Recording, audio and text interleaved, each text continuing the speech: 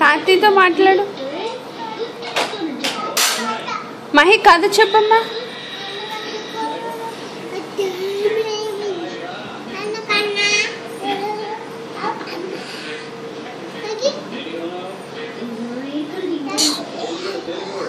ఇటు తిరుగు.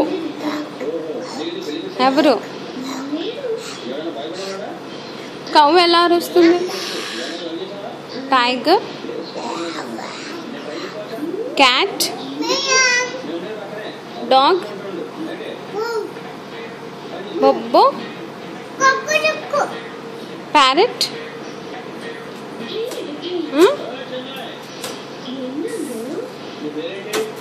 Goat, goat. చాలు. ఇంకా ఇంకేం అరుస్తా? అయ్యి డాన్స్.